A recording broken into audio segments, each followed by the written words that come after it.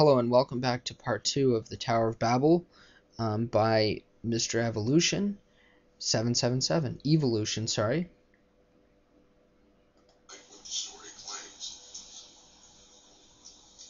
So you understand the problem, the dichotomy, and then the story tries to tell us a contradictory account.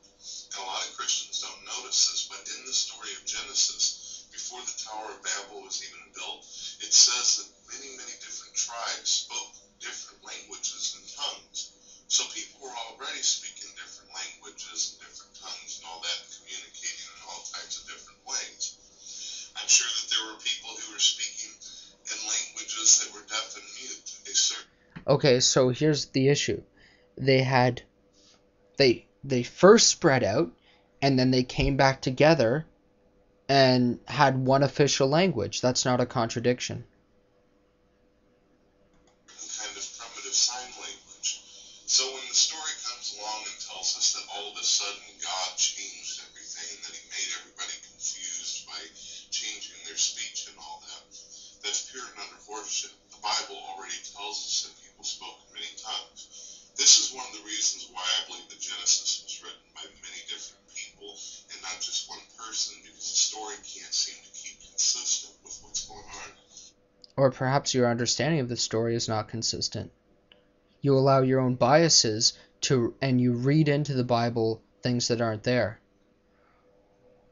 And there's a lot of Bible scholars out there too that believe that the story of Genesis was written by more than one person, which would explain all the different accounts of creation. So it's something to think about. The Tower of Babel shows.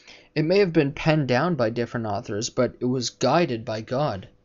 This is the Christian understanding of how the Bible has come about. It is written down by various authors over thousands of years, but it was by people who were devoted to God and sensed the presence of God and were working to do his will. That God is not omnipotent, he's not omnipresent. Something wrong there. Try to think about my Adam and Eve story that I told you. God would have actually had to set it up to where they ate from the tree in order for them to be able to reproduce, bear fruit, and multiply. Well, perhaps that their original intention was to eat the original way it was to be was for them to actually eat from the tree of the knowledge of good and evil, but not till way later, until their understanding had improved. Just like it would be dangerous to give, just like it's dangerous to give primitive people in the Middle East weapons that do a lot of damage, and so therefore it's quite clear that the intention could have been first they would eat from the tree of good and evil. They would live with God for quite a long time. They would live under God's guidance and prove to themselves that they can be obedient and they can live under God's laws and decrees for their freedom, because you have to have laws in order to have freedom, and I could go a bit deeper into that in another video. You can't have freedom without laws.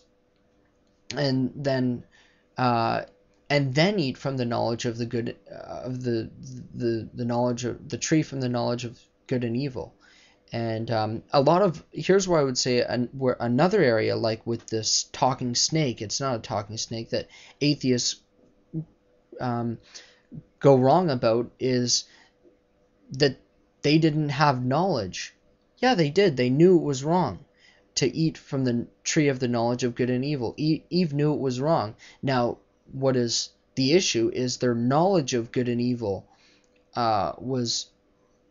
wasn't superior, wasn't intellectually formed yet, just their knowledge. But they had knowledge. I think I said knowledge too many times there. Knowledge. Entire time, the Satan character had told the truth whenever he said, eat from the tree, and if you eat from this tree, your eyes will be opened and they will be like God. You will be like God. And even God, at the end of the Genesis story, says to the same effect that, hey, their eyes are open, they've become like gods. Something to think about. Thank you, folks. You've been listening to Brett Keene.